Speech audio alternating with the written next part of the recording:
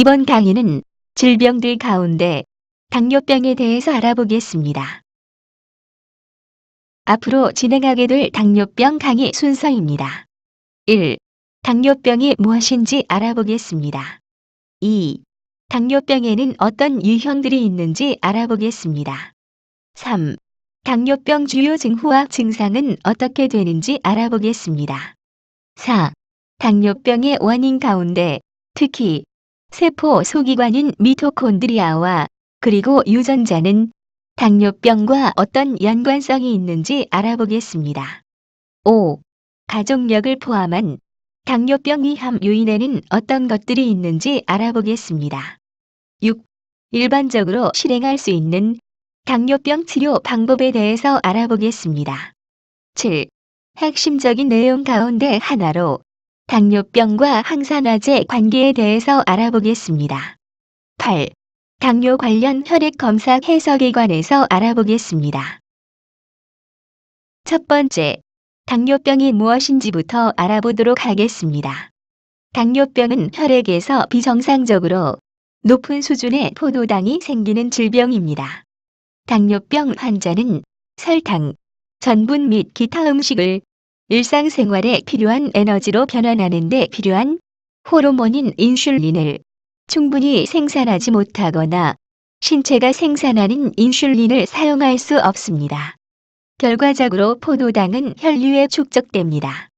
따라서 치료를 받지 않으면은 당뇨병으로 인해서 실명, 신장질환, 신경질환, 심장병 및 뇌졸중이 발생할 수 있습니다.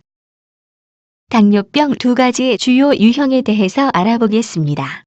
1형 당뇨병은 인슐린 의존성 당뇨병으로 알려져 있는데, 즉 1형 당뇨병은 인슐린 생산을 담당하는 췌장세포가 면역계에 의해 파괴될 때 발생합니다.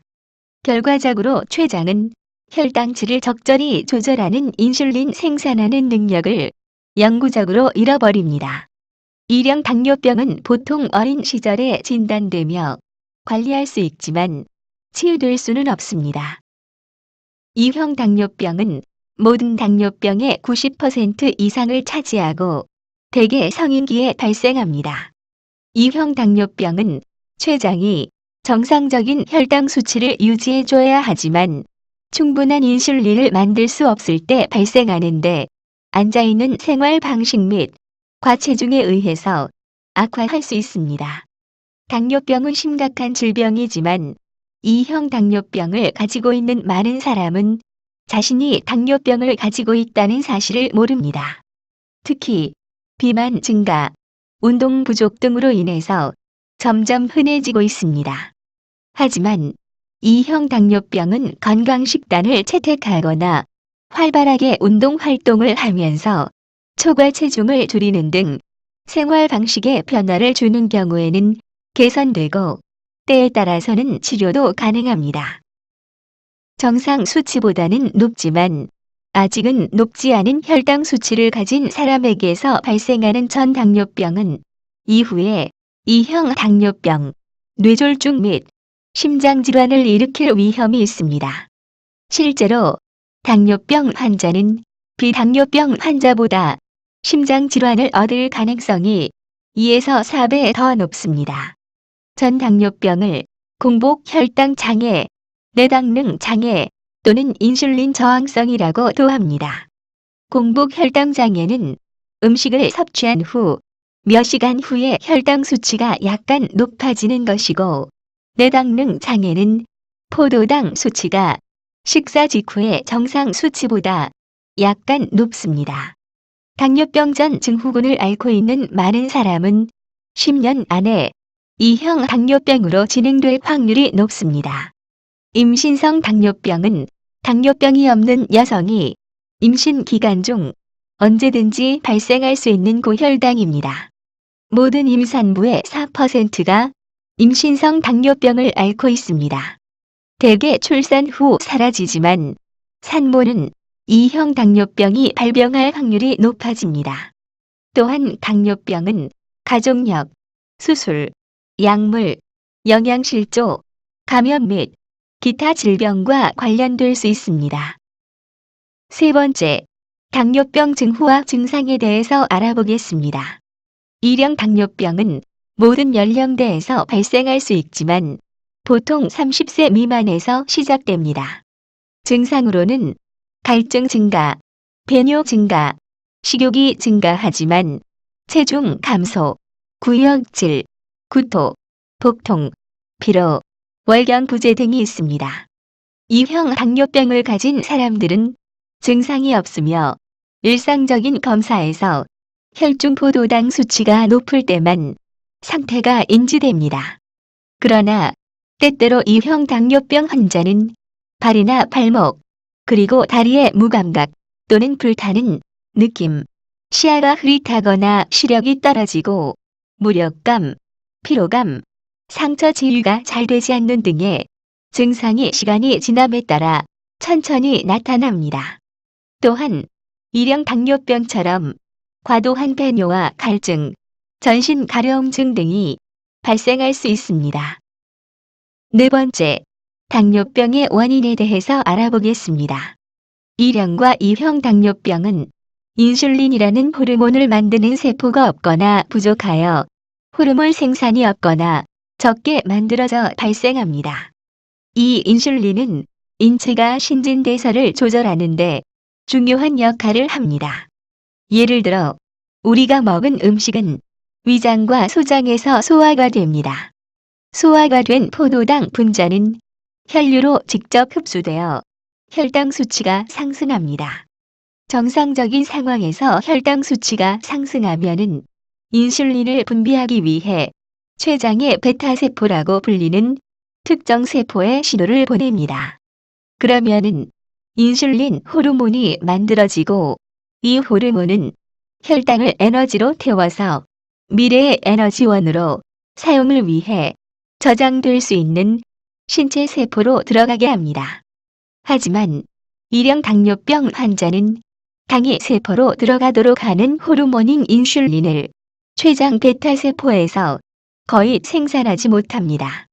이로 인해 당이 세포에 들어가서 연료로 사용되어야 하지만 적절한 인슐린이 없으면 포도당은 세포로 들어가는 대신 혈류에 축적됩니다. 몸은 혈류량이 아무리 많은 당이 있더라도 결국 포도당을 에너지로 사용할 수 없으므로 몸은 힘이 빠지게 됩니다. 또한 혈중 포도당 농도가 높으면 당뇨병 환자는 더 많이 소변을 보게 되어 과도한 갈증을 유발할 수 있습니다. 그리고 당뇨병 진단 후 5에서 10년 안에 췌장의 인슐린 생산 베타세포가 완전히 파괴되어 인슐린이 생성되지 않습니다. 1형 당뇨병의 정확한 원인은 알려져 있지 않습니다. 매년 많은 젊은 사람들이 1형 당뇨병으로 진단받고 있습니다. 2형 당뇨병은 일반적으로 시간이 지남에 따라 인슐린의 영향에 저항력이 있는 나이 든 과체중인 사람에게서 발생합니다. 2형 당뇨병 진단을 받은 사람의 경우 췌장에서 보통 충분한 인슐린을 생산하지만 알 수 없는 이유로 인슐린을 효과적으로 사용할 수 없는 경우가 있는데 이를 인슐린 저항성이라고 합니다. 즉, 췌장에서 생성된 인슐린은 지방과 근육세포에 있는 포도당을 세포 내부로 유입시켜 에너지를 생성해야 하지만 그렇지 못합니다. 이로 인해 고혈당을 유발합니다. 이를 보완하기 위해 췌장이 더 많은 인슐린을 생성합니다. 하지만 세포는 너무 많은 인슐린을 감지하고 더 많은 저항력을 갖게 되어 결국 높은 포도당 수치와 높은 인슐린 수치의 악순환을 초래합니다. 2형 당뇨병은 대개 점차적으로 발생합니다. 2형 당뇨병을 가지고 있는 대부분의 사람은 진단 당시 과체중입니다. 그러나 이 질병은 나이 드신 노인에서도 발생할 수 있습니다. 당뇨병의 다른 원인으로 미토콘드리아에 대해서 알아보겠습니다. 세포 안에는 몇백 개에서 몇천 개에 이르는 미토콘드리아가 있습니다. 미토콘드리아는 세포로 들어간 산소와 음식물에서 얻어진 당을 연소시키는데 이 작용을 통해 생명 유지에 필요한 에너지가 발생하는 것입니다. 그래서 미토콘드리아를 인체 발전소라고 부르며 미토콘드리아는 세포에서 핵을 제외하고 독자적인 DNA를 가진 유일한 기관이기도 합니다. 당뇨병이라는 것은 기본적으로 당이 쓰이지 않는 것입니다. 당이 쓰이지 않는다는 것은 최종적으로 세포 안에서 안 쓰이는 것이고 세포 안에서도 특히 미토콘드리아에서 잘 쓰이지 않는 것입니다. 미토콘드리아 DNA는 핵 DNA보다 돌연 변이가 자주 일어납니다. 인체의 에너지원이라고 볼 수 있는 미토콘드리아의 돌연 변이와 기능 저하로 인해 에너지 생산이 활발해지지 않으면 당뇨병과 같은 성인병에 걸릴 확률이 높아진다는 것입니다. 체내 미토콘드리아 양이 줄어드는 것이 당뇨병의 원인이지만 운동에 의해서 미토콘드리아 양이 늘어나고 회복되면 이로 인해 당뇨병도 점차 좋아지게 된다는 것입니다. 당뇨병 원인 가운데 유전자들은 어떤 것들이 있는지 알아보겠습니다. 당뇨병과 연관된 질병들은 16개가 있습니다. 이 가운데 가장 많이 알려진 5개 질병과 유전자에 대해서 알아보겠습니다. 1. 1형 당뇨병, 2형 당뇨병, 당뇨망막병증, 임신성 당뇨병 등 모든 당뇨병과 관련된 유전자 수를 분석한 결과에서는 4,297개 유전자가 있는 것으로 나타났습니다. 이 숫자는 당뇨병과 관련된 유전자가 발견될 때마다 증가됩니다. 4,297개 유전자 가운데 가장 많은 출판물을 기록한 유전자는 TCF7L2 유전자로 381편이 있습니다. TCF7L2 유전자는 당뇨병을 비롯한 임신성 당뇨병, 인슐린 저항성, 비만, 다낭성 난소 증후군, 고혈당, 심혈관 질환, 유방암 등 112개 질병들과도 관련이 있습니다. 2. 당뇨합병증은 899개 유전자와 관련이 있습니다. 이 가운데 ACE 유전자가 110편의 출판물 수로 가장 연관이 있는 것으로 나타났습니다. ACE 유전자는 당뇨합병증을 비롯한 당뇨병성 신증, 고혈압, 2형 당뇨병, 동맥경화증, 심근경색증을 비롯한 501개 질병들과 관련이 있습니다. 3. 1형 당뇨병은 756개 유전자와 관련되어 있습니다. 이 가운데 HLA-TQB1 유전자가 320편의 출판물 수로 가장 연관이 있는 것으로 나타났습니다. HLA-TQB1은 1형 당뇨병을 비롯한 당뇨병성 케톤산 혈증, 셀리악병, 다발성 경화증, 류마티즘성 관절염 등 495개 질병들과 관련이 있습니다. 4. 2형 당뇨병과 관련된 유전자는 3,703개가 있습니다. 이 가운데 TCF7L2 유전자가 327편의 출판물 수로 가장 연관이 있는 것으로 나타났습니다. 5. 당뇨망막병증과 관련된 유전자는 224개 있습니다. 이 가운데 VEGFA 유전자가 54편의 출판물 수로 가장 연관이 있는 것으로 나타났습니다. VEGFA 유전자는 당뇨망막병증을 비롯한 2형 당뇨병, 유방종양, 대장종양 등을 비롯한 364개 질병과 관련이 있습니다. 당뇨병 관련 출판물 순위에 대해서 알아보겠습니다. 미국 질병통제예방센터의 자료를 토대로 당뇨병과 관련된 유전자들은 어떤 것들이 있는지 알아보았습니다. 그 결과 당뇨병과 관련된 유전자는 총 4,297개인 것으로 나타났습니다. 이 가운데 가장 많이 출판물된 유전자는 TCF7L2 유전자로 380편이 있는 것으로 분석되었습니다. 2위는 HLA-TQB1 유전자로 총 350편이 출판되었으며 3위는 PPARG 유전자로 316편이 출판되었습니다. PPARG 유전자의 편의는 당뇨병의 위험을 높이는 유전자 중에서 당뇨병과의 관련성이 명확히 밝혀진 첫 번째에 속하며 2000년 발견되었고 당뇨병 위험 증가 위험이 20%이며 당뇨병 치료제 기전으로 작용합니다. 4위는 INS 유전자로 281편, 5위는 HCE 유전자로 274편, 6위는 HLA-TRB1 유전자로 273편, 7위는 ABIPOQ 유전자로 218편, 8위는 APOE 유전자로 192편을 차지했습니다. 특히 APOE 유전자는 아포지단백이라는 뜻으로 아포리포프로테인 중의 하나로 LDL 수용체에 결합하는 기능을 합니다.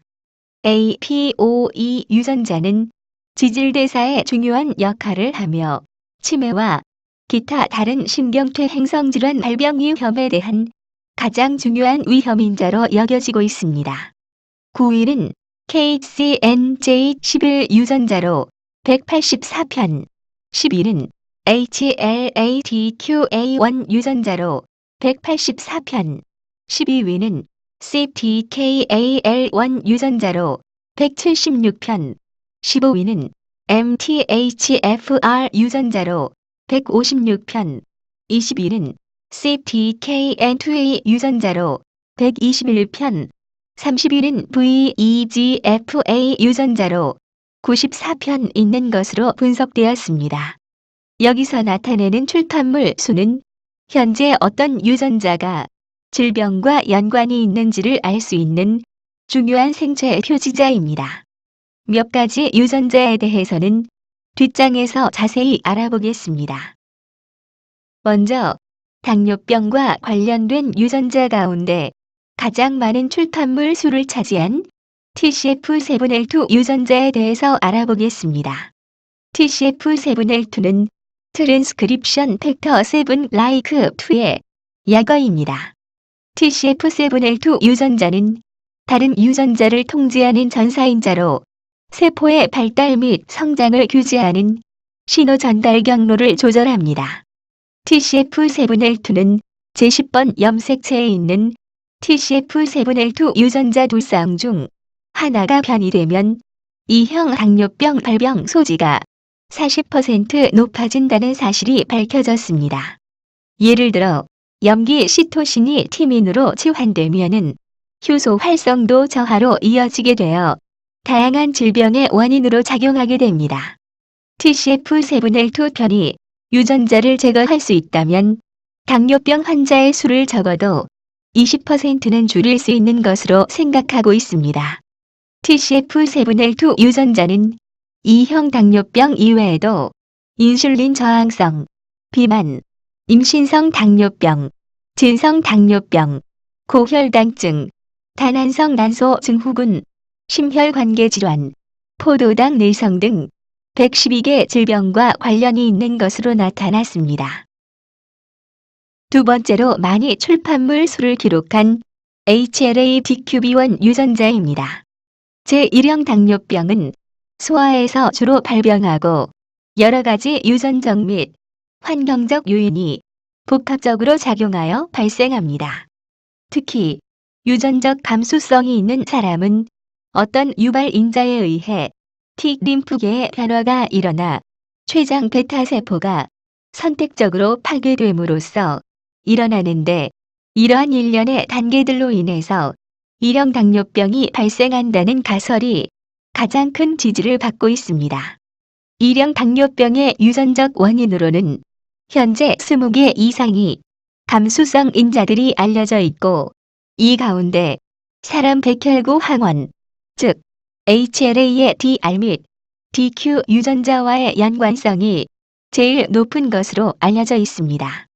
HLA-DQB1 유전자는 6번, 염색체의 단원에 밀집되어 마치 하나의 단위로 묶여 부모에서 자식에게로 유전되는 특성이 있습니다. 최근 장기 이식이 활발해지면서 HLA 형별 검사는 필수적이며 정확성을 필요로 하는 검사로서 자주 시행될 뿐만 아니라 질환과의 연관성, 친자간별 및 인류학 연구 등에도 이용되고 있습니다. HLA-DQB1 유전자와 관련된 질병으로는 일형 당뇨병 이외에도 셀리악병, 다발성 경화증, 자가면역 질환, 즉 하시모토 갑상선염, 그레이브스병, 에디슨병, 백반증, 악성빈혈, 중증 근무력증, 류마티즘성 관절염 등과 기면증, 자궁경부 종양 등 495개 질병과 연관이 있습니다. 참고로 셀리악병은 몸 안에 글루텐을 처리하는 효소가 없어서 생기는 질환으로 장내 영양분 흡수를 저해하는 글루텐, 즉 보리, 밀 등의 곡류에 존재하는 불용성 단백질이 원인이 되어 소장에서 일어나는 알레르기 질환입니다. 에디슨병은 영국의 의사 T. 에디슨이 처음으로 기재한 만성질환으로 부신의 결핵, 매독, 종양 등이 전이되어 파괴되거나 원인 불명의 위축 등을 일으켜 부신에서 생산되는 부신피질 호르몬이 부족해지는 질병입니다. CTKAL1 유전자에 대해서 알아보겠습니다. CTKAL1 유전자는 CTK5 Regulatory Subunit Associated Protein 1, like1의 약어입니다. 인슐린 합성에 관여하는 CTKAL1 유전자의 변이가 임신성 당뇨병 발병에 밀접한 관계가 있으며 최근 연구에서는 혈관 내 콜레스테롤 제거에 관여하는 유전자로 심뇌혈관 질환을 일으키는 죽상동맥 경화를 막을 수 있는 것으로 연구되었습니다.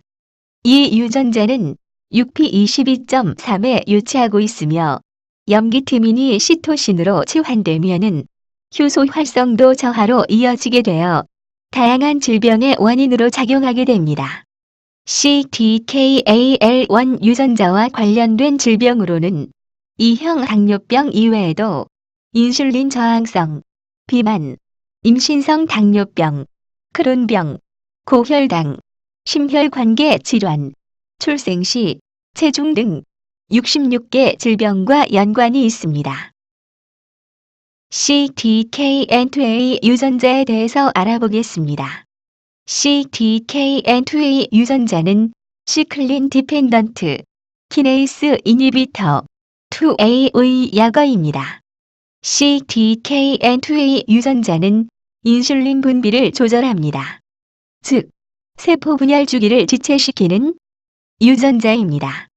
이 유전자는9p21.3에 유치하고 있으며 염기시토신이 티민으로 치환되면은 효소 활성도 저하로 이어지게 되어 다양한 질병의 원인으로 작용합니다. CTKN2A 유전자와 관련된 질병으로는 이형 당뇨병 이외에도 악성 흑색종, 피부 종양, 편평세포암종, 췌장 종양, 유방 종양, 선암, 관상동맥 질환, 뇌 종양, 두경부 종양 등 210개 질병과 연관이 있습니다. 중요한 점은 가족성 흑색종 피부암 환자의 40%가 CTKN2A 유전자와 관련이 있으며 변이가 있을 시에는 피부암을 일으킬 위험이 가장 큰 것으로 나타났습니다. 당뇨병과 PON1 효소와의 관계입니다. 첫 번째, 일형 당뇨병과 PON1과의 관계입니다. 1. 일형 당뇨병은 관상동맥 심장질환 감수성 증가와 PON1 효소 농도 및 활성 감소와 같은 항산화 스트레스 수치 상승과 연관이 있습니다. 2. 일형 당뇨병은 HDL 농도와 상관없이 건강한 인구에서는 파라옥소나제 활성 수치가 50% 낮았으나 당뇨병이 있는 경우는 67%로 더 많이 낮았습니다. 2형 당뇨병과 PON원 효소와의 관계입니다. 1. 2형 당뇨병은 혈액 내의 당 수치 상승과 고중성 지방혈증, 산화적 대사 증가, HDL 콜레스테롤 농도 감소, 높은 비만유 병률 및 동맥경화 가속화 등을 특징으로 하고 있습니다. 2. 2형 당뇨병은 LDL 콜레스테롤 증가보다는 낮은 HDL 콜레스테롤 농도와 관련하여 심혈관 질환 발생과도 관련이 있습니다. 3. 당뇨병 환자는 건강한 대조군과 비교해서 파라옥소나제 활성 수치가 훨씬 낮았으며 HDL 콜레스테롤에 대한 파라옥소나제 활성 비율에 있어서도 많이 낮았습니다. 4. 관상동맥 심장질환, 망막병증, 신경장애와 같은 합병증을 보이는 당뇨병 환자는 합병증이 없는 당뇨병 환자보다 파라옥소나제 활성이 훨씬 낮다는 점입니다. 5. 내당능 장애와 최근에 당뇨병 진단을 받은 개인들은 LDL 산화 수치가 비정상적으로 높았지만 정상적인 효소 활동 활성 수치를 가지고 있었습니다. 참고로 내당능 장애란 혈당이 정상치보다는 높지만 당뇨병으로 진단을 내릴 만큼 충분히 높지 않은 상태를 말합니다. 6. 분명한 것은 당뇨병이 진행하고 질병의 진행이 진행 단계에 접어들면 파라옥소나제 활성이 저하된다는 점입니다. 7. 또한 렙틴 농도의 상승과 연관이 있는 비만 환자는 PON1 파라소나아제, 아리레스테루분의 효소와 락토나아제 활성이 감소되었고 산화 스트레스도 증가되었습니다. 이러한 현상은 높은 렙틴 수치가 비만과 동맥경화 사이에는 관계가 있음을 알 수 있습니다. 참고로 렙틴은 지방 조직에서 분비하여 체지방을 일정하게 유지하기 위한 호르몬으로 렙틴이 뇌에 이르게 되면 체지방률 저하, 먹이 섭취량 저하, 혈당량 저하 등을 야기하고 대사 효율이나 활동량이 증가하여 체중이 서서히 줄어듭니다. 8. 파라옥소나제 활성과 HDL 농도는 혈액 투석을 받고 있는 비당뇨병 환자보다 혈액 투석을 받고 있는 당뇨병 환자에게서 낮음을 관찰할 수 있었습니다. 6번째, 당뇨병 위험 요인에 대해서 알아보겠습니다.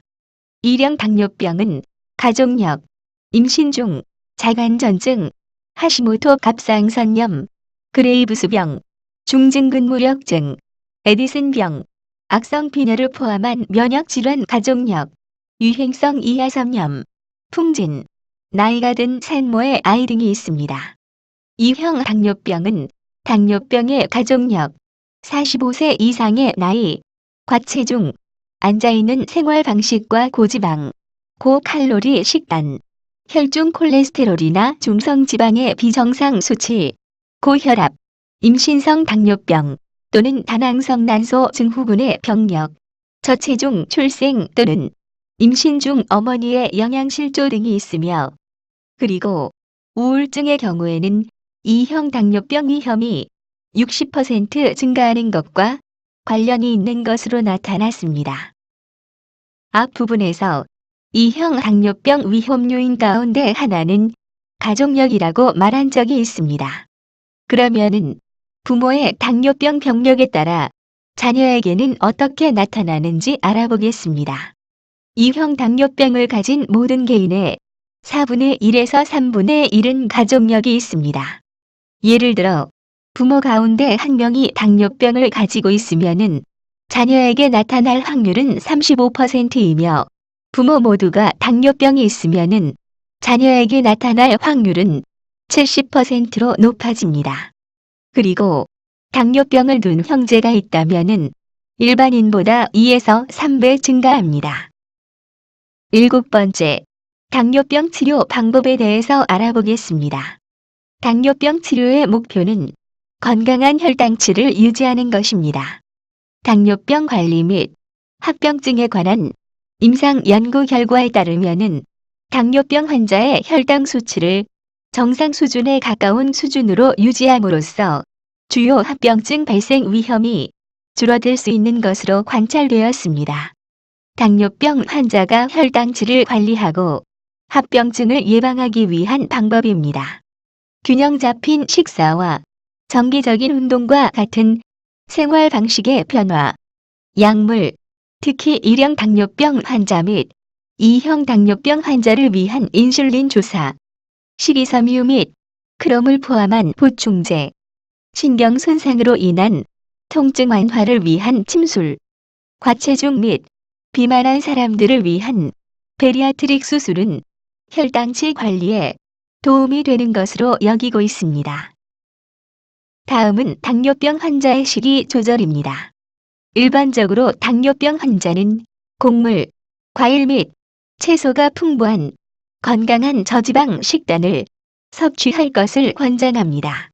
그리고 건강한 식단을 위해서 하루에 가금류, 생선, 유제품 및 야채, 단백질 등이 포함된 식품 등을 통해서 칼로리를 10에서 20% 포함시킵니다.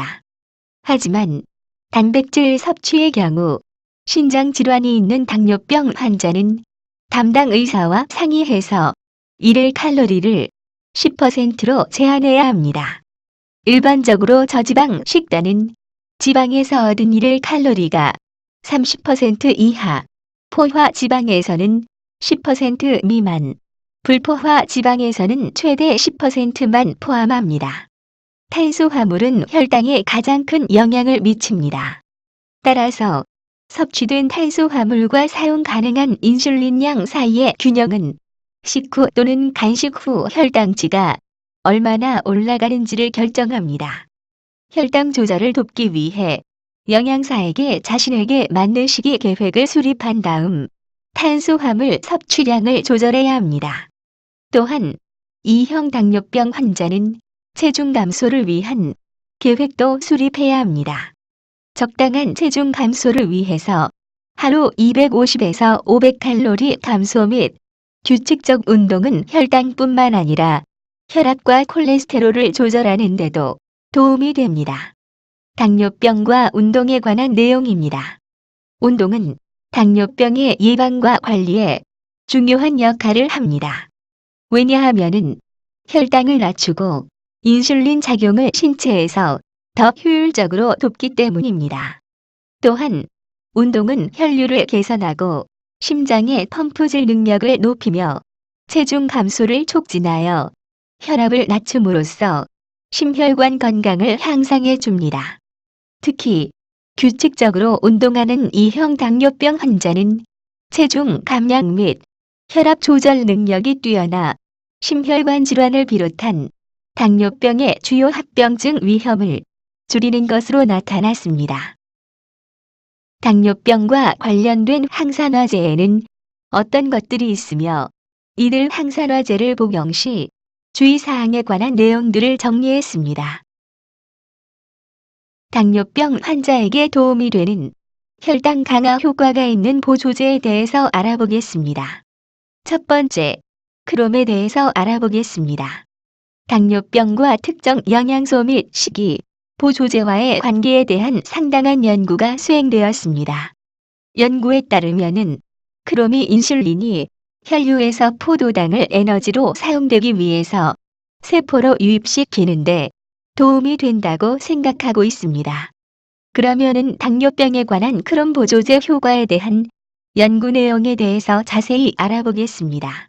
1. 일부 연구에서는 당뇨병 환자에게 크롬 사용에 따른 유익한 효과가 나타나지 않았지만 크롬 보조제가 2형 당뇨병 환자의 혈당 수치를 낮추고 1형 당뇨병 환자의 인슐린 필요성을 감소시킬 수 있다는 연구 결과가 있습니다. 또한 2형 당뇨병 연구에서 일부 임상 연구는 어떤 혜택도 줄 수 없다고 주장한 반면에 다른 임상 연구에서는 크롬 보충제 복용이 당뇨병을 가지고 있는 사람들에게 인슐린량뿐만 아니라 혈당 수치도 감소시킨다는 보고서도 있습니다. 2.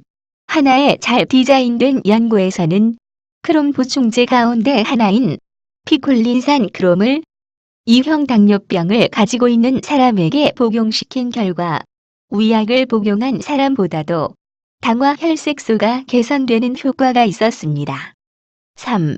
다른 잘 설계된 연구에서는 피콜린산 크롬과 비오틴을 복용시켜 보았습니다. 피콜린산 크롬과 비오틴을 복용시킨 집단과 위약을 복용시킨 집단으로 분리하여 관찰한 결과에서는 피콜린산 크롬과 비오틴을 복용한 집단이 당화 혈색소 수치뿐만 아니라 혈당 수치도 빠르게 개선되는 것을 확인하였습니다. 4.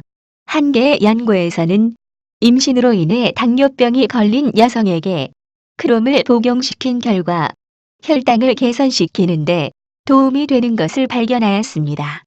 하지만 모든 연구는 동일한 것은 아닙니다. 따라서 만일 크롬이 혈당을 감소시키는데 도움이 될지라도 얼마만큼 큰 혜택을 줄 수 있는지는 명확하지 않습니다. 5. 미국 국립연구위원회는 하루 50에서 200 마이크로그램의 섭취가 안전하고 효과적이라고 추정합니다. 당뇨병 환자에게 혈당 조절이 개선된 임상 연구에서는 하루 200에서 1000 마이크로그램 크롬 피콜린산을 복용시켰습니다. 그러나 장기적으로 안전성에 대한 연구가 수행되기 전까지는 더 높은 용량을 사용하지 말아야 하며 하루에 200 마이크로그램 이하를 사용하는 것이 가장 좋습니다. 크롬 복용 시 주의사항들입니다. 1. 아이에게는 크롬 보충제를 복용시키지 말아야 합니다. 보충제를 통해서 매우 높은 용량을 복용하는 경우에는 혈당을 조절해주는 인슐린 효과를 감소시킬 수 있으며 위장 자극, 가려움증, 홍조 등의 원인이 됩니다. 하지만 음식으로부터 얻어지는 크롬은 일반적으로 안전한 것으로 간주되고 있습니다. 2. 너무 많은 크롬을 복용하는 경우에는 드물게 불규칙적인 심장박동과 간 문제 등이 발생할 수 있다는 보고가 있습니다. 또한 피콜린산 크롬 보충제의 사용이 신장 손상을 줄 수 있다는 보고도 있습니다. 3. 크론 산염에 접촉 시 알레르기를 가지고 있는 사람은 크롬에 대해서도 알레르기가 발생할 수 있습니다. 4. 크롬은 혈당 수치를 낮춰줄 수 있기 때문에 저혈당증이 있는 사람은 위험이 높아집니다. 5. 인슐린, 메트포르민, 글리브리드, 글리피자이드, 클로르프로파마이드 같은 당뇨병 약물을 복용하는 경우에는 약물 투여량도 조절해야 합니다. 혈당 강화 효과가 있는 보조제로 두 번째, 마그네슘이 있습니다. 연구 결과들은 2형 당뇨병을 가지고 있는 사람들은 혈중 마그네슘 농도가 낮다는 사실을 알았습니다.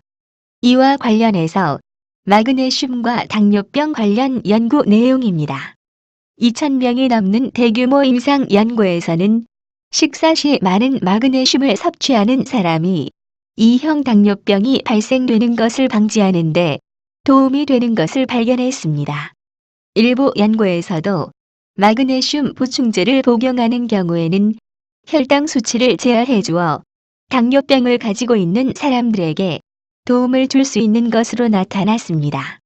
당뇨병에 걸리기 쉬운 위험인자를 지닌 사람과 당뇨병 전 단계인 사람들도 마그네슘을 많이 섭취하면은 당뇨병에 걸릴 확률이 줄어드는 것으로 밝혀졌습니다.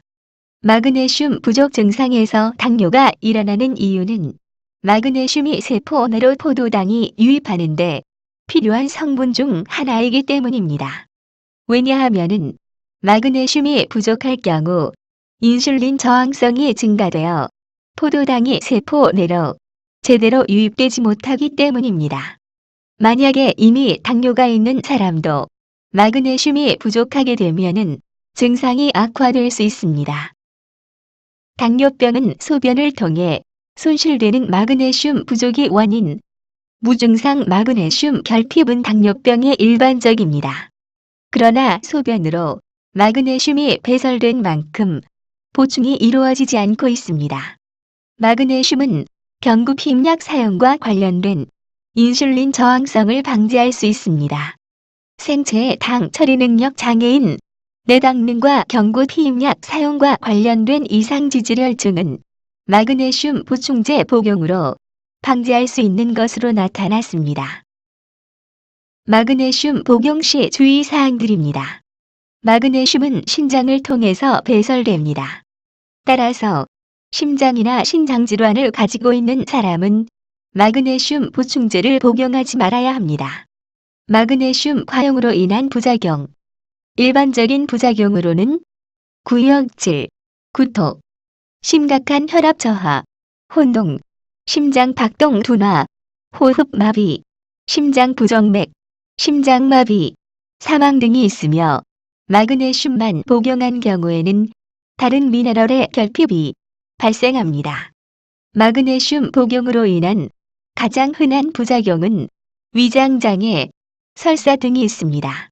마그네슘은 흡수될 때 칼슘과 경쟁을 합니다. 만일 체내 칼슘 농도가 이미 낮은 경우에는 마그네슘 흡수로 인한 칼슘 결핍의 원인이 됩니다.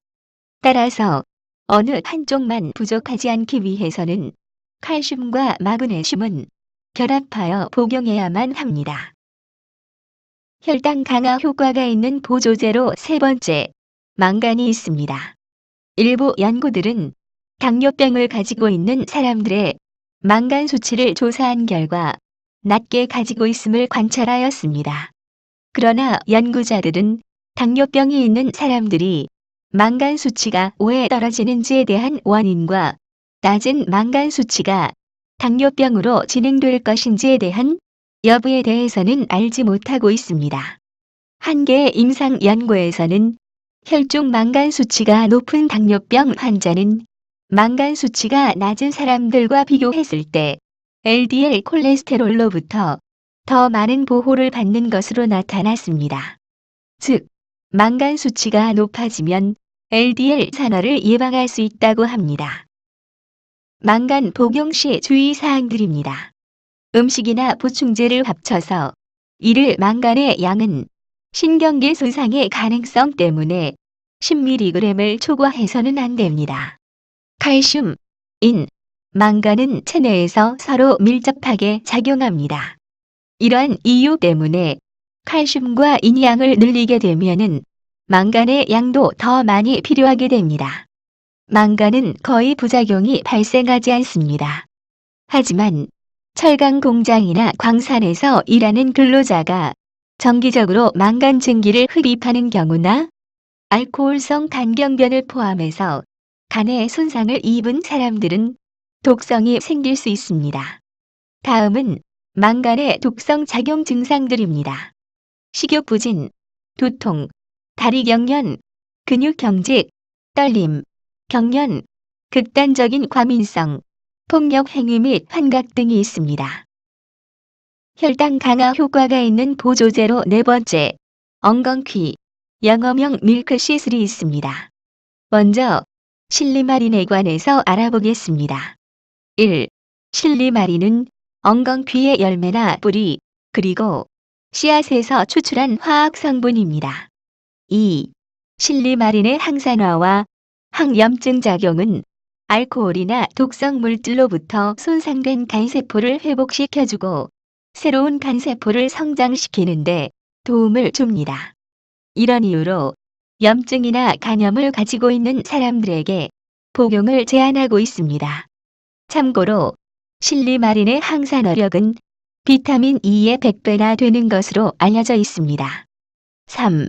연구에 의하면은 실리마린이 간에서 항산화 작용에 필요한 글루타치온 농도를 35% 향상시켜주고 활성산소 중화 효소인 SOD의 농도도 향상시켜 과산화로 인한 세포괴사를 막는 것으로 나타났습니다. 4. 이 밖에도 간세포의 단백질 합성에 관여하는 리보솜의 양을 증가시켜주고 염증성 매개물질인 프로스타글란딘과 류코트리엔을 억제시켜주어 간경화나 간섬유화를 방지해줍니다. 당뇨병에서 엉겅퀴에 관한 연구 내용입니다. 1. 일부 연구는 전통적인 당뇨 치료와 함께 엉겅퀴 추출물을 복용 시 당뇨병 환자의 혈당 및 총 콜레스테롤, 저밀도 지방 단백질 및 중성지방을 감소시킬 수 있음을 보여주고 있습니다. 2. 엉겅퀴에서 발견되는 화학 물질인 실리마린은 혈당 수치를 감소시킬 수 있습니다. 문제는 당뇨병 약물은 혈당을 낮추기 위해 사용됩니다. 당뇨병 약물과 함께 엉겅퀴를 복용하게 되면은 혈당이 너무 낮게 될 수 있습니다. 따라서 밀접하게 혈당을 관찰해야 하고 당뇨병 약물의 복용 시기를 변경해야 합니다. 엉겅퀴 복용 시 주의사항들입니다. 1. 엉겅퀴는 일반적으로 안전한 것으로 간주하고 있지만 설사, 메스꺼움, 구토와 엉겅퀴 식물을 만지는 경우에는 발진 등의 부작용이 있습니다. 2. 엉겅퀴는 임신 중이거나 모유 수유 여성에게는 사용해서는 안 됩니다. 3. 유방, 자궁, 전립선 암을 포함한 호르몬 관련 암의 치료를 받은 경험이 있는 경우에도 엉겅퀴를 복용해서는 안 됩니다. 4. 만일 국화, 금잔화, 카모마일, 서양토플 또는 데이지꽃 등의 알레르기가 있는 경우에도 엉겅퀴를 복용하지 말아야 합니다. 혈당 강화 효과가 있는 보조제로 5번째, 민들레가 있습니다. 당뇨병이 있는지를 이용한 동물 연구에서는 민들레가 혈당 수치 및 낮은 총 콜레스테롤과 중성지방을 정상화하는 데 도움을 주고 HDL 콜레스테롤을 증가시키는 것으로 관찰되었습니다. 하지만 연구자들은 사람에게도 같은 작용을 하는지 확인해야 한다고 제안하고 있습니다. 민들레 복용 시 주의사항들입니다. 1. 민들레는 일반적으로 안전한 것으로 간주하지만 어떤 사람들은 민들레를 만지는 것만으로도 알레르기 반응이 있을 수 있습니다. 2.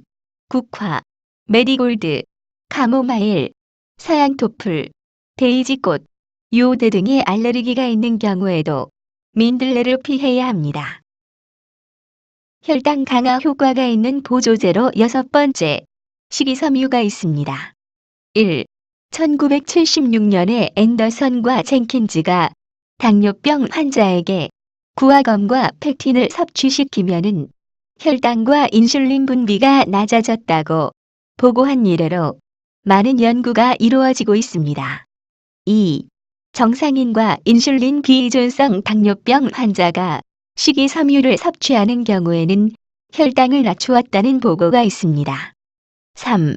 연구들은 식사 시 높은 식이섬유 섭취는 2형 당뇨병과 낮은 인슐린 및 혈당 수치를 예방하는 데 도움을 줄 수 있으며 당뇨병 환자의 콜레스테롤과 혈중 중성지방 수치를 향상할 수 있음을 보여줍니다. 4. 잘 디자인된 임상 연구에서는 1형 당뇨병을 가지고 있는 임산부가 섬유질이 풍부한 식사를 하면은 인슐린의 양을 감소시킬 수 있는 것으로 제안하고 있습니다. 5. 2형 당뇨병을 가지고 있는 사람들을 2개 그룹으로 나누어 한 개 그룹은 1일 권장량의 24g을, 다른 그룹은 50g을 복용시킨 후 6주 동안 관찰하였습니다. 그 결과 높은 용량의 식이섬유를 섭취한 집단이 혈당, 인슐린, 혈중 지질 등이 크게 향상되는 것으로 나타났습니다. 6. 다른 임상 연구에서는 매일 2번 차전자를 복용한 2형 당뇨병을 가지고 있는 남성 그룹이 위약을 복용한 그룹에 비해서 혈당이 떨어지고 지질 수치도 개선되는 것으로 나타났습니다. 식이섬유 복용 시 주의사항들입니다. 1. 보충제는 부작용 및 약물과의 상호작용이 있기 때문에 건강관리자에게 복용 여부를 문의해야 합니다. 2. 일반적으로 식이섬유 보충제는 특정 약물이 인체에서 흡수되는 것을 감소시키고 지연시킵니다. 따라서 약물은 1시간 전에 복용해야 하며 식이섬유를 복용한 후에는 약물은 최소 2시간에서 4시간 이후에 복용해야 합니다. 3. 식이섬유를 복용할 때는 물은 최소 1컵 정도 마셔야 합니다. 또한 적어도 하루에 6잔에서 8잔의 물을 마셔야 변비를 피할 수 있습니다. 만약에 충분한 물 없이 식이섬유 보충제를 복용하는 경우에는 보충제가 팽창하게 되고 질식의 원인이 될 수 있습니다. 특히 삼키는 것에 어려움을 겪는 사람은 복용하지 말아야 합니다. 이 밖에도 식도 협착이나 위장관 축소나 막힘이 있는 사람들도 식이섬유 보충제를 복용해서는 안 됩니다. 4. 만일 식이섬유 보충제 복용 후 가슴 통증, 구토, 호흡곤란 등이 있으면 복용을 중단하고 의사의 진료를 받아야 합니다. 5. 식이섬유는 가스와 팽만감을 일으킬 수 있습니다. 6. 변비와 함께 동반된 합병증을 가지고 있는 경우에는 의사에게 문의를 한 후 복용 여부를 결정해야 합니다. 7. 아주 드물기는 하지만 오랜 시간 동안 식이섬유 보충제를 복용하는 사람들에게서 항원 항체 면역 반응 원인이 되어 발생하는 급격한 전신 반응인 아나팔락시스 같은 알레르기 반응이 발생할 수 있습니다. 혈당 강화 효과가 있는 보조제로 7번째, 비타민 H가 있습니다. 예비 연구는 비오틴과 크롬 조합이 E형 당뇨병을 가진 사람들의 혈당 조절을 개선할 수 있지만 비오틴 단독으로는 같은 효과를 보이지 않는 것으로 나타났습니다. 혈당 강화 효과가 있는 보조제로 8번째, 비타민 B3가 있습니다. 1형 당뇨병은 인체 면역 시스템의 실수로 인해 인슐린을 만드는 췌장 세포를 공격하는 질환입니다. 더 많은 연구가 필요하지만 나이아시나마이드는 췌장 세포가 공격받는 동안 세포를 보호해 주는 데 도움을 줍니다. 나이아시나마이드는 나이신에 아마이드기가 붙어있는 구조입니다. 비타민 B3를 구성하는 요소로 체내 유입 후 나신으로 변하여 존재하기도 합니다. 연구원들은 고용량의 나이아시나마이드가 소아 1형 당뇨병 위험을 줄일 수 있는지도 연구 중입니다. 그러나 더 큰 연구에서는 1형 당뇨병 위험을 줄일 수 없다는 상반된 연구도 있습니다. 비타민 B3의 2형 당뇨병 효과는 훨씬 복잡합니다. 2형 당뇨병을 가지고 있는 사람들은 혈액 내의 지방과 콜레스테롤 수치가 종종 높게 나타납니다. 따라서 비타민 B3는 다른 약물과 함께 지방과 콜레스테롤 수치를 낮춰줄 수 있습니다. 그러나 B3는 일부 당뇨병을 가지고 있는 사람에게 특히 위험합니다. 왜냐하면 혈당 수치를 상승시키기 때문입니다. 혈당 수치 상승 같은 요인 때문이라도 만일 당뇨병을 가지고 있다면 비타민 B3 복용 시 의사와 상담을 해야 하며 높은 혈당 수치를 늘 확인해야만 합니다. 비타민 B3 복용 시 주의사항들입니다. 1. 50mg 이상 고용량 복용은 부작용을 일으킬 수 있습니다. 가장 흔한 부작용은 얼굴과 목이나 가슴 등으로 열감이 나며 붉게 되면서 두피 부분이 따끔거리는 증상이나 몸에 발진이 나는데 이를 니에신 플러쉬이라고 합니다. 이는 말초 혈관이 확장되어 혈액순환이 좋아지면서 나타나는 증상입니다. 비타민 B3 복용 30분 전에 아스피린을 복용하는 것은 이 현상을 줄일 수 있습니다. 2. 콜레스테롤 저하와 다른 질병 치료를 위해서 매우 높은 복용량인 경우에는 간 손상과 위궤양이 발생할 수 있습니다. 만약 높은 용량의 비타민 B3를 복용한 경우라면 정기적으로 혈액 검사를 통해 간 기능을 확인해야만 합니다. 3. 간질환, 신장질환, 위궤양으로 치료를 받은 경험이 있다면 비타민 B3 보충제를 복용해서는 안 됩니다. 4. 당뇨병이나 담낭질환을 가진 사람들은 의사의 감독하에 복용 여부를 판단해야 합니다. 5. 수술 일정이 잡힌 경우라면 비타민 B3 또는 나이아신아마이드 복용을 2주 전에 중단해야만 합니다. 왜냐하면 비타민 B3와 나이아신아마이드는 알레르기 반응이나 염증에 관여하는 화학 물질인 히스타민의 증가에 의해 알레르기를 악화시킬 수 있기 때문입니다. 6. 저혈압을 가지고 있는 사람들은 비타민 B3와 나이아신아마이드를 복용하지 말아야 합니다. 왜냐하면 혈압 저하 위험의 원인이 되기 때문입니다. 7. 통증 병력이 있는 경우에도 비타민 B3를 복용해서는 안 됩니다. 혈당 강화 효과가 있는 보조제로 9번째, 비타민 D가 있습니다. 비타민 D가 2형 당뇨병 발병 억제 및 악화를 방지한다는 내용입니다. 비타민 D 결핍이나 불충분한 상태가 2형 당뇨병을 발병시키기도 하고 당뇨병을 악화시킨다는 사실은 21만 107명의 당뇨 환자를 대상으로 한 2656편의 임상 연구 결과에서 밝혀졌으며 비타민 D가 유전자를 직접 자극하여 인슐린을 합성케 합니다. 췌장 인슐린 분비 세포막에 비타민 D 수용체가 존재하며 비타민 D는 칼슘을 유입시켜 인슐린을 분비케 합니다.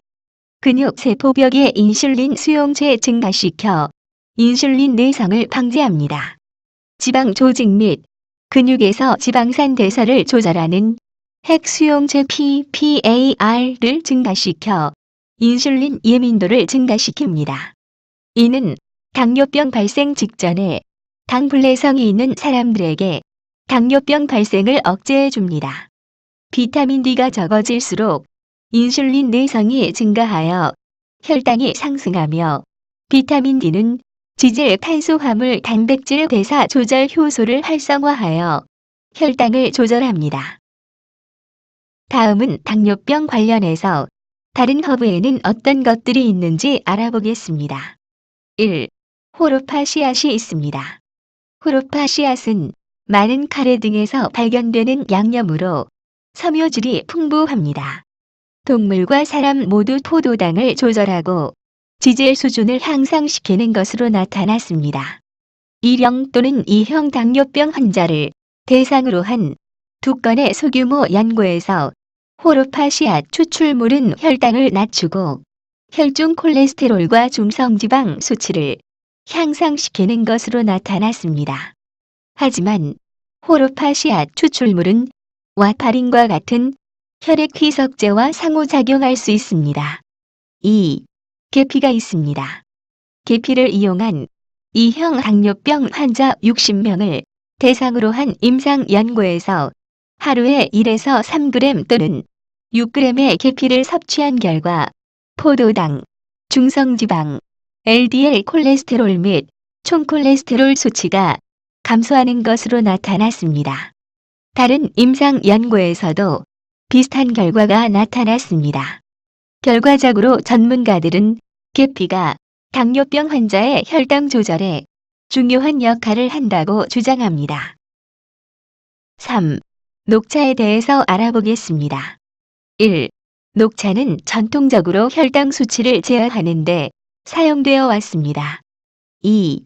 동물 연구에서 녹차는 1형 당뇨병 발병을 예방하는 데 도움을 주고 발병이 되었을 때는 진행을 늦춰주는 것으로 나타났습니다.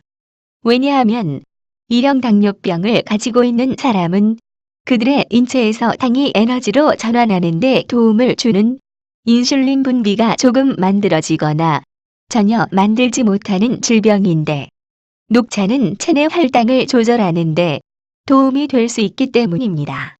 3. 소규모 임상 연구에서는 매일 녹차 추출물을 복용하는 것이 경계선 당뇨병을 가지고 있는 사람들의 당화 혈색소 수치를 저하시키는 것으로 나타났습니다. 당화 혈색소는 당뇨의 진단 및 치료 효과 판정을 위한 생화학적 검사를 말합니다.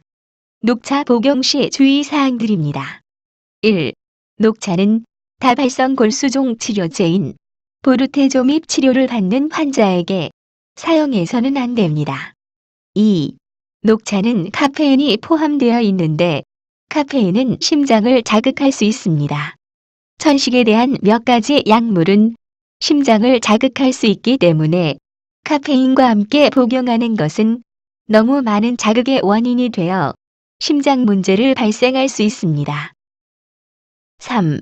고혈압, 신장 문제, 간 문제, 위궤양, 심리적 장애, 특히 불안한 감정이 있는 사람은 녹차를 복용해서는 안 됩니다. 4. 임신한 여성이나 모유 수유 여성도 녹차를 피해야 합니다. 5. 빈혈, 당뇨병, 녹내장, 골다공증이 있는 사람들은 녹차를 마시거나 추출물을 복용하기 전에 자신의 건강관리자에게 문의해야 합니다. 6. 오랜 기간 동안 카페인이 포함된 녹차를 다량으로 마시고 있는 사람들은 과민성, 불면증, 심장 두근거림, 현기증이 발생할 수 있습니다. 7. 카페인의 과다 복용은 메스꺼움, 구토, 설사, 두통, 식욕의 손실이 발생할 수 있습니다. 8. 만약 차를 많이 마시고 구토나 복부 경련이 시작하는 경우에는 카페인 중독을 의심해 봐야 합니다. 4. 달맞이꽃 오일에 대해서 알아보겠습니다.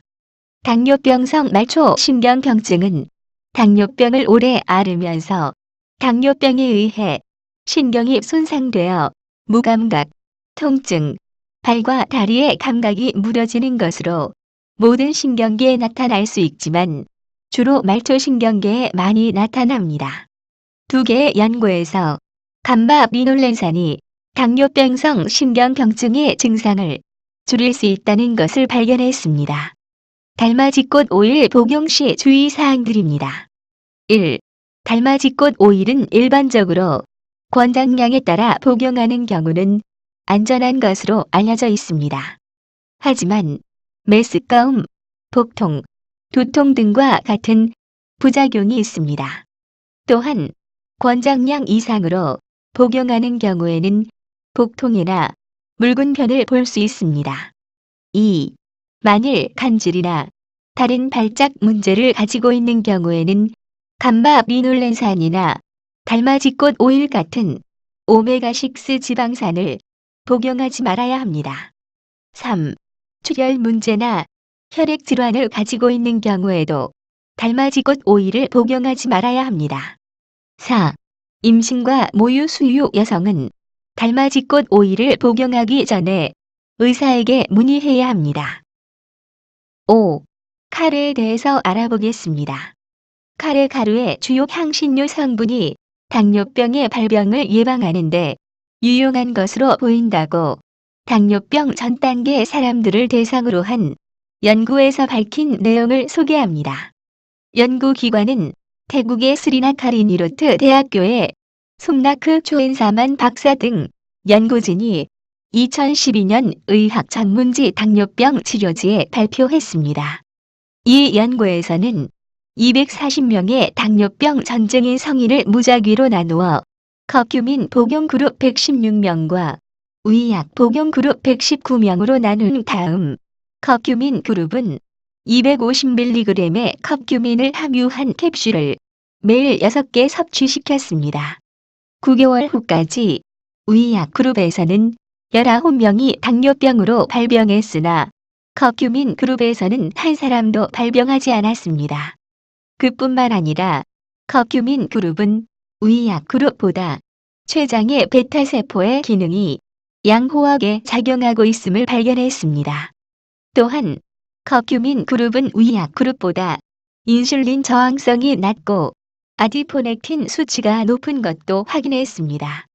결론적으로 커큐민이 당뇨병을 예방하는 이유는 완전하게 알려진 것은 아니나 커큐민의 항염증 작용이 혈당체 제어에 관계하는 인슐린을 분비하는 췌장의 베타세포의 손상을 막는데 유용한 것으로 추측하고 있습니다.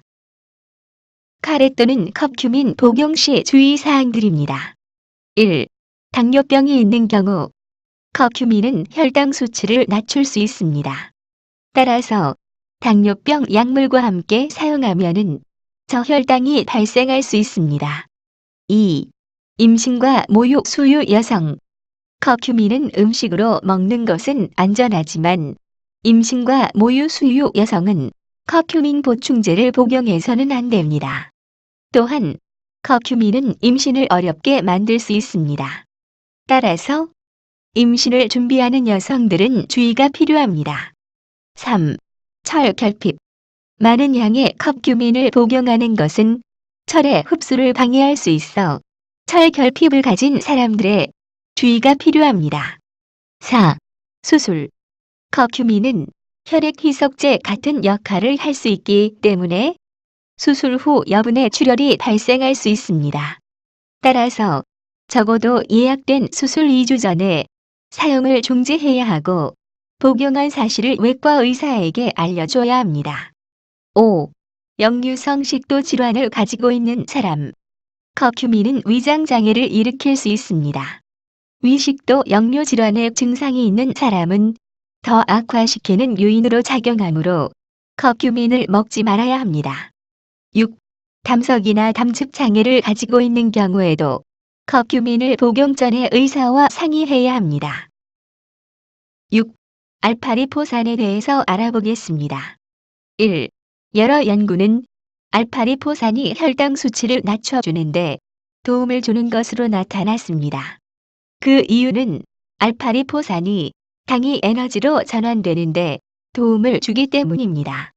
특히 알파리포산은 신경 손상으로 인해서 타는 듯한 느낌, 가려움증, 따끔거림, 팔다리의 통증 등의 고통이 따르는 당뇨병성 신경병증을 가지고 있는 사람들에게 도움을 줄 수 있는 것으로 나타났습니다. 이에 따라 연구자들은 알파리포산이 인슐린 감수성을 증가시킬 수 있다고 믿고 있습니다. 2. 알파리포산은 독일에서 말초신경병증을 치료하기 위해서 수년 동안 사용되어 왔습니다. 그러나 대부분의 연구는 알파리포산을 정맥주사 형태로 주입 시 도움이 될 수 있음을 발견했습니다. 3. 경구로 알파리포산 복용에 관한 내용입니다. 알파리포산을 경구 형태로 복용하는 것이 도움이 될 수 있는지는 명확하지 않습니다. 이에 대해서 대부분의 연구는 경구로 알파리포산을 복용하는 것에 대해서 내용이 불명확하게 설계되어 있다는 사실을 관찰할 수 있었습니다. 그리고 한 개 연구에서는 당뇨병 신경병증에 알파리포산을 복용하는 것은 위약을 복용하는 것보다도 증상을 덜 감소시키는 것으로 나타났습니다. 4. 알파리포산을 복용하는 경우에는 자율신경병증이라고 불리는 또 다른 당뇨병과 관련된 조건에 도움을 줄 수 있는 것으로 나타났습니다. 실내로 심장에 영향을 미치는 자율신경병증을 가지고 있는 사람 73명을 대상으로 한 연구에서는 알파리포산 800mg을 경구로 복용한 사람이 위약을 복용한 사람과 비교했을 때 자율신경병증이 개선되는 효과가 있었습니다. 5. 말초신경병증 개선 효과가 있습니다. 고용량의 알파리포산을 200에서 600mg을 투여하면 3에서 4주 이내에 통증이 완화되고 기타 신경장애에 따른 불편감이 개선되기 시작합니다. 알파리포산은 실제로 당뇨병 환자의 신경섬유를 재생시켜줍니다. 4주 투여로 당뇨병성 말초신경 이상에 의한 통증 및 감각 이상을 개선합니다. 알파리포산은 고인슐린 혈증 및 당뇨병성 합병증 억제에도 효과적입니다. 알파리포산 복용 시 주의사항들입니다. 1. 약물의 부작용과 상호작용 가능성 때문에 보충제 복용은 담당 의사와 상의해야 합니다. 2. 알파리포산은 임신이나 모유 수유 여성을 대상으로는 연구되지 않았기 때문에 연구자들은 안전에 대해서 알 수 없다고 말합니다. 3. 부작용의 경우에는 일반적으로 드물지만 불면증과 피로, 설사, 피부 발진 등이 있습니다. 4. 알파리포산은 혈당 수치를 낮출 수 있습니다.